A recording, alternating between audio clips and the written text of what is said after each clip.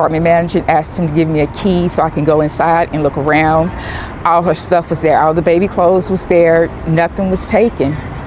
So that was weird. Even the bag that she packed for her hospital was still sitting there. On February 19th, 2026, a Harris County judge signed off on a plea deal. A man facing a third-degree domestic violence charge, which under Texas law carried a minimum sentence of 2 years in prison, walked out of that courtroom the same day. His charge had been reduced to a misdemeanor. His remaining sentence was cut in half through a jail population management credit. No ankle monitor, no probation check-ins, no supervision of any kind. He was simply released and returned to the same city where his victim lived. That decision took minutes to finalize. What followed took 50 days. 50 days after that courthouse door closed behind him, a 23-year-old woman, 8 months pregnant, was reported missing from her Houston home. When her mother received a text from her daughter's phone that morning, she stopped. She read it twice, and she knew, in the way that only a mother can know, that her daughter had not sent it. This is the case of Ashanti Allen, and it begins not with the night she disappeared, but with the day the system decided to let him go. Welcome to the Crime Edition. The case you are about to hear raises serious questions, not just about one man's actions, but about the system that cleared the path for those actions to happen. Today, we are covering the case of Ashanti Allen, a 23-year-old woman, 8 months pregnant, and a justice system that had every opportunity to protect her. If this is your first time on this channel, hit that subscribe button right now because this is exactly what we do here. Every week, we go deep into cases that go beyond the crime itself, into the decisions, the failures, and the people left behind. Cases that deserve more than a 30-second news update. Like this video, turn on your notifications, and tell us in the comments where you're watching from. Now, let's get into it. Ashanti Pumpkin Allen was born on August 13, 2002 in Missouri City, Texas, a suburb just southwest of Houston. She attended Glover Elementary, Missouri City Middle School, and Thurgood Marshall High School before completing her education at Texas Connection Academy. From a young age, Ashanti was drawn to caring for other people. Her mother, Trissa Gaines Colbert, dealt with ongoing health issues throughout Ashanti's life, and Ashanti went to every single doctor's appointment with her. She sat in those waiting rooms. She listened to the doctors. She watched. And she decided that was where she wanted to be, on the other side of that equation. She earned her medical assistant certificate from the College of Healthcare Professionals in Houston, then secured a position as a patient care assistant at Ben Taub Hospital, part of the Harris Health System, one of Houston's most respected public hospitals. She was building something real, a career, a purpose, a future. By 2026, Ashanti was living in her own apartment on the 8700 block of South Main Street near NRG Stadium. Her mother Trissa lived in the same complex. They were inseparable, a mother-daughter duo who moved through life together. Ashanti loved music. She sang in school choir. She had been a ballerina as a child. She played her PlayStation 5. She watched wrestling. She was, by every account from the people who loved her, someone who found joy easily and gave it freely. And by April 2026, she was 8 months pregnant with her first child, a boy she had already named Jackson. His nickname, Big Baby, had come from every OB appointment where doctors noted he was measuring large. The family was preparing for his arrival. His grandfather, Edward Allen, had been about to buy a car seat and a stroller. They never got to use them. Kevin Faux was 24 years old. He had been in a relationship with Ashanti for roughly 2 years.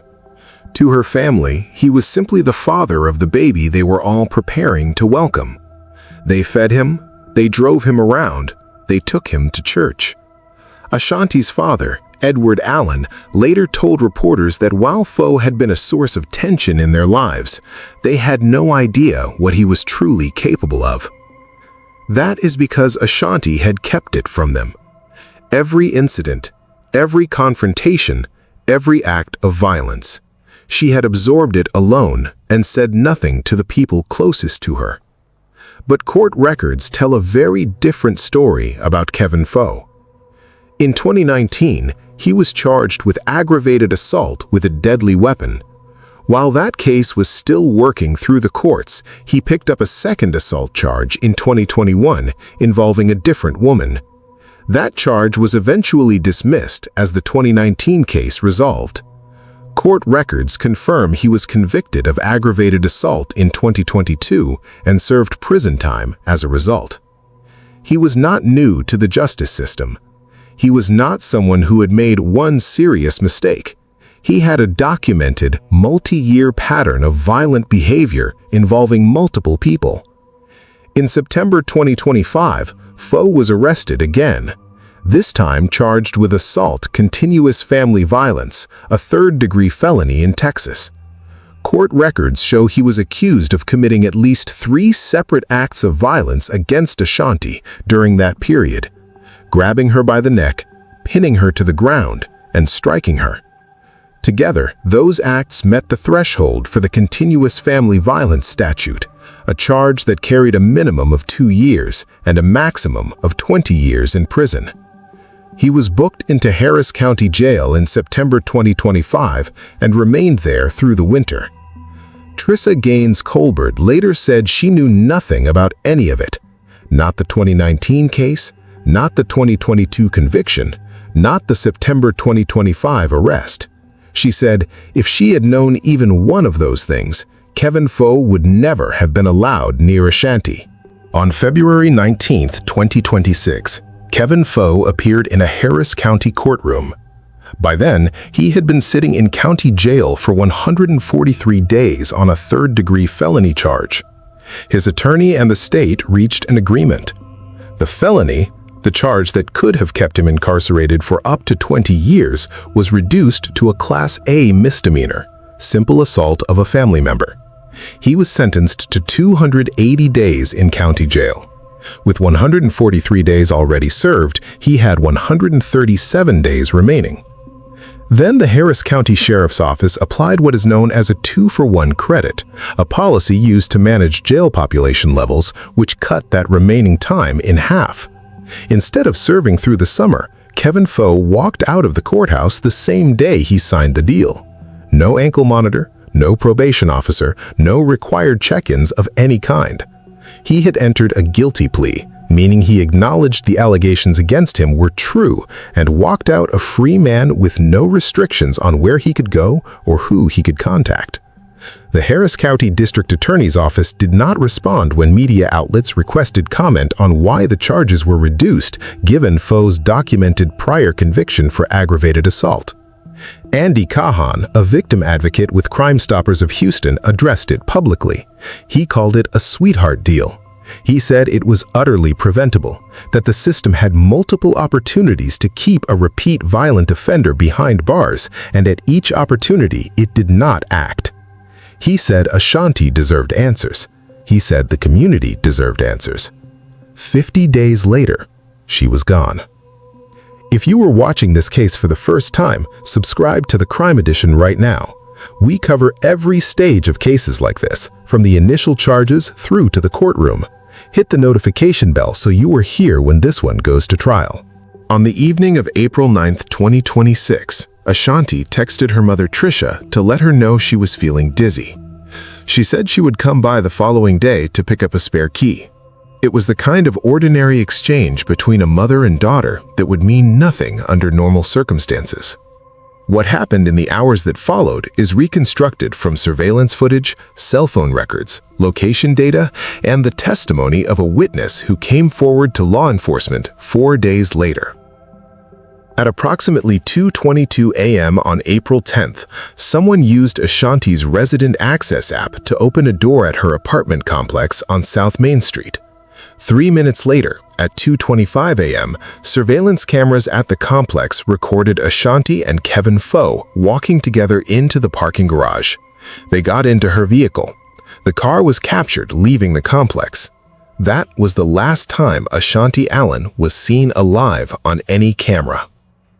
License plate readers captured the vehicle minutes later on the South Loop West Service Road, heading away from the apartment. At 3:17 a.m., Kevin Faux placed a FaceTime video call to a woman he knew, not a family member, not a romantic partner, but an acquaintance.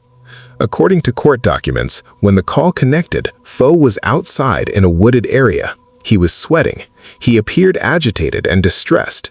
He told the woman on the other end of the call that he had taken someone's life. Then he turned the camera and showed her what appeared to be a body on the ground. Then he set the phone down and she could hear him attempting to move the body. She ended the call. After the call disconnected, Faux sent 2 text messages to that same woman. The first said he had to fight for his life. The second confirmed he was a convicted felon and that he had taken a life. That second message was sent at 3:46 a.m. At 3:50 a.m., Trisha Gaines Colbert received a text from her daughter's phone. It read, "I'm leaving. I'm not coming back." Teresa read it. She said she knew immediately the time was wrong, the tone was wrong, the words were completely unlike anything Ashanti would have written. She went to her daughter's apartment. Ashanti's purse had been emptied, her wallet, ID, and cards were gone. Her hospital bag, packed and ready for Jackson's birth, was still inside, and her car was not in its space. Teresa Gaines Colbert later told reporters, as a mother, she knew from that moment that Kevin Faux had done something to her child.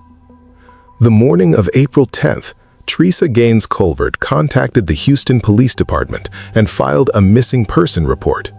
She told investigators from the first conversation, "If something has happened to my daughter, Kevin Faux is responsible." Ashanti's brother, Xavier Gaines, immediately began tracking her cell phone.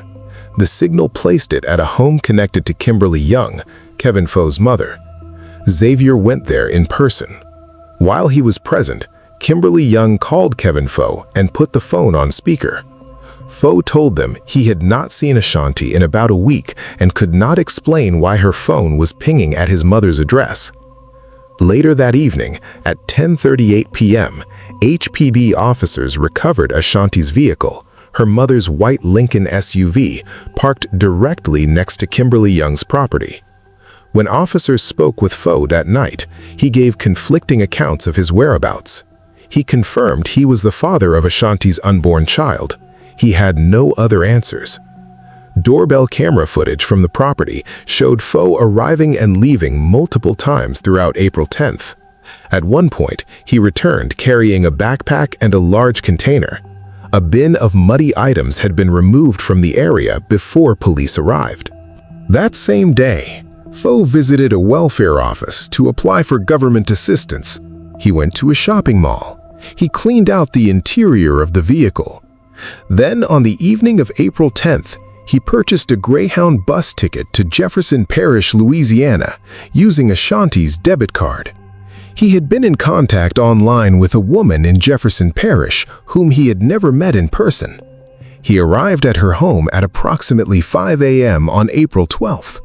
When he got there, he told her he was involved in a missing persons investigation in Houston, involving his, in his own words, baby mama. He asked her not to look it up online. She looked it up anyway. Back in Houston, Texas EquiSearch, founded by Tim Miller, set up a command post and deployed ATVs and drones across southwest Houston. The Black and Missing Foundation circulated Ashanti's information nationally. A community that had never met Ashanti Allen was out searching for her. On April 14, 2026, the woman from Jefferson Parish contacted law enforcement. She told investigators everything: that Faux had arrived at her home on April 12th, that he had used a debit card that did not belong to him, that he had asked her not to search for the Houston missing persons case online, that she had searched anyway, and that the FaceTime call she had received in the early hours of April 10th had shown her things she could not set aside. She described what she had witnessed on that call: a man in a wooded area, visibly distressed, telling her he had taken someone's life, then showing her what appeared to be a body on the ground. She provided investigators with the text messages Faux had sent after the call ended. Those messages became a central piece of the evidence trail. The following day, April 15th, a City of Houston employee found Ashanti's cell phone at Edgewood Park, a short distance from Kevin Faux' own home. The phone was submitted for forensic examination. When technicians extracted the GPS location data stored on the device, the coordinates pointed directly to an area near Chimney Rock Park in southwest Houston and matched surveillance footage investigators had already been reviewing.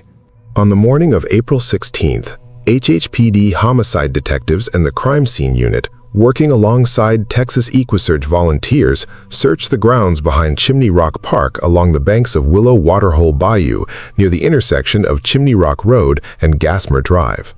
At 9 a.m., they found Ashanti Allen at 11655 Chimney Rock Road. She had been there since the night of April 10. Investigators also recovered surveillance footage from a nearby business, footage timestamped at 3:21 a.m. on April 10, showing a man whose clothing matched the description of Kevin Faux in that area. That footage, combined with the phone GPS data, the FaceTime witness account, and the text messages, formed the evidentiary foundation for the charges that followed. Kevin Faux was charged with murder on April 16th. The following day, April 17th, the charge was upgraded to 2 counts of capital murder, one for Ashanti Allen and one for her unborn son, Jackson. As news of the capital murder charges spread, Kevin Faux was still in Louisiana. Law enforcement had his location narrowed. The community had his face. Crime Stoppers of Houston posted a $5,000 reward for information leading to his arrest. Andy Cahan stated publicly that what had happened was a preventable tragedy, the direct result of a system that had the information it needed and still did not act. While Faux remained at large, Ashanti's family received a threat. According to her sister, Marche Peavy, Faux sent a message to Xavier Gaines, warning that if anything happened to his mother as a result of the media attention surrounding the case, 2 people from the Allen family would go missing. He stated he was not making an empty comment. That threat was reported to law enforcement. On the morning of April 20th, 2026, the United States Marshals Service Gulf Coast Violent Offender and Fugitive Task Force, working in coordination with the New Orleans Field Office, located Kevin Faux at an apartment complex in Gretna, Louisiana, just southeast of New Orleans. He was taken into custody without incident. Another individual was present in the unit at the time of the arrest. He was booked into the Jefferson Parish Correctional Center while extradition proceedings were initiated. On April 28, 2026, Kevin Faux was transferred back to Harris County, Texas. He appeared before a judge that same day. Prosecutors filed a motion under Texas Proposition 3, a 2025 voter-approved measure allowing courts to deny bail in certain violent offense cases. That motion was granted. His defense attorney declined to comment publicly. He has been held in Harris County Jail since his extradition. On April 23, 2026, more than 100 people gathered at Chimney Rock Park in southwest Houston, the same park where Ashanti Allen had been found 1 week earlier. They came in pink shirts. They brought candles and balloons. They played her favorite songs. Trissa Gaines Colbert stood at the center of that crowd. She later said the support warmed her heart. She also said something directed specifically at the prosecutor who had accepted Kevin Faux' plea deal in February and the judge who had signed off on it. She said she wanted them both to see what her daughter looked like now. She wanted them to understand what their decision had led to. Marche Peavy, Ashanti's sister, spoke to reporters at the vigil about what the family had only learned after Ashanti went missing. The plea deal, the prior arrests, the documented assault charges. None of them had known. She said she wished Ashanti had told them. She said the family would have acted. On April 26, 2026, Ashanti Pumpkin Allen and her son Jackson were laid to rest at Forest Park, Missouri City Funeral Home in Missouri City, Texas. Xavier Gaines organized a GoFundMe to help the family cover the costs. It raised $4,900 of its $5,500 goal within days, funded almost entirely by strangers who had followed the case and felt the weight of what had happened. Edward Allen addressed the media in the days following his daughter's death. He said his body felt numb. He said he had been preparing to buy a car seat and a stroller. He said, "If we had only known what was going on behind those closed doors, we would not be standing here talking to you." He had no answer. Neither did the system that let it happen. As of May 2026, Kevin Faux remains in Harris County Jail without bond, facing 2 counts of capital murder. The case has been transferred to district court, where pretrial proceedings have begun. No trial date has been set. Capital murder in Texas carries 2 possible outcomes: life in prison without the possibility of parole, or the death penalty. The Harris County District Attorney's Office has not publicly confirmed whether it will seek the maximum penalty. That determination typically comes later in the pretrial process. The evidence on record is substantial: surveillance footage from Ashanti's apartment complex, license plate reader data, cell phone GPS records, the FaceTime witness account, text messages sent by Faux himself, debit card transactions in Louisiana, the testimony of the woman in Jefferson Parish. His defense attorney has declined to comment. Teresa Gaines Colbert has stated she intends to attend every scheduled court hearing. She wants to be present for every stage of this process. Justice for Ashanti Allen and for baby Jackson means a full trial.